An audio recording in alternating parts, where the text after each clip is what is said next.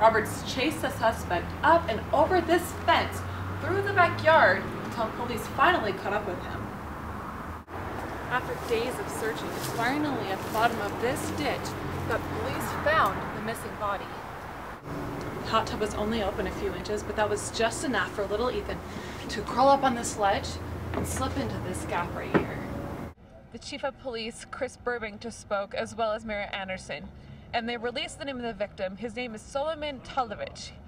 They don't know much about him, but they know he's an 18-year-old Salt Lake City resident. 90% of smoke alarms may not save you from a fire. That's because they use ionization technology, which detects flames. Now that might be a problem if you have a smoldering fire with a lot of smoke, but not a lot of flame.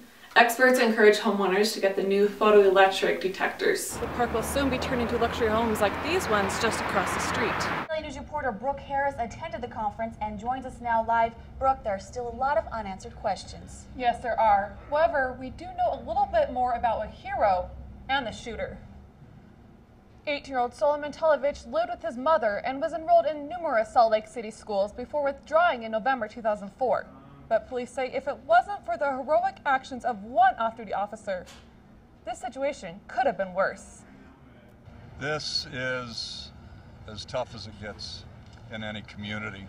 Mayor Anderson started the press conference out by thanking the many civilians and servicemen who risked their lives last night at Trolley Square. Police responded within 3 minutes of the call. While having dinner with his wife, an off-duty Ogden police officer heard gunshots and went after the suspect immediately. Police shot down the suspect, killing him. They are still searching for a motive. Chief Burbank says the suspect had 2 weapons, a handgun and a shotgun, as well as plenty of ammo that he carried in a backpack. But despite the 6 deaths that occurred last night because of the shooting, Mayor Anderson still wants to focus on all the good that residents can do. Whatever one can do to provide assurances, I think that's so absolutely important. This city, this region is a very safe place. This was an incident, a very rare incident, kind of thing that we're obviously not used to in this community. It was an isolated incident.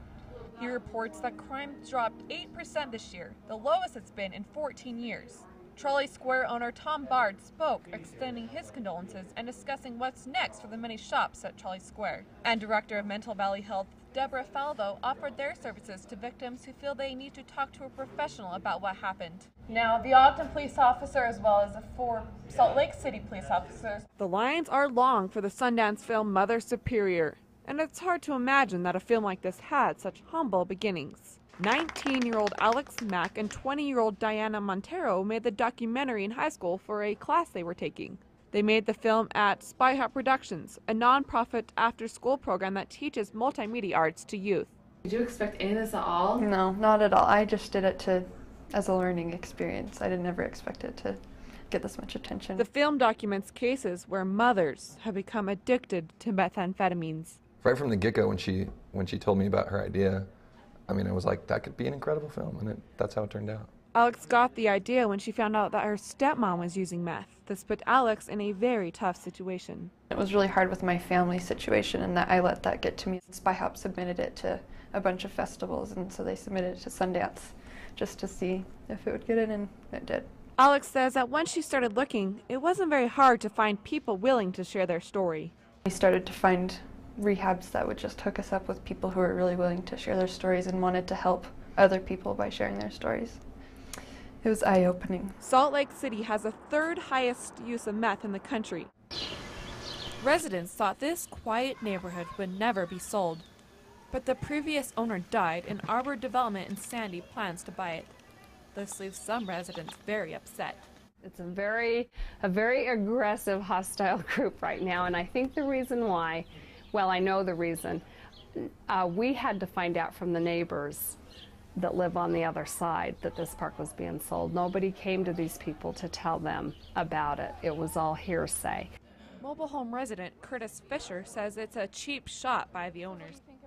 My personal opinion is, I could be entirely wrong, but a lot of people would agree with me, that they're pressured to sell from the surrounding neighborhoods.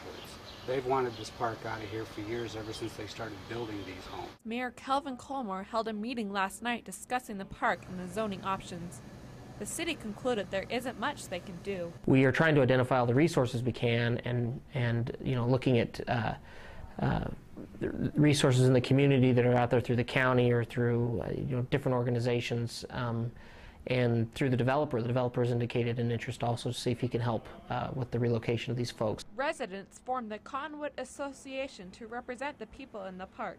They are working with developers to try and make the relocation process as smooth as possible. Brooke Harris, Daily News, Cottonwood Heights.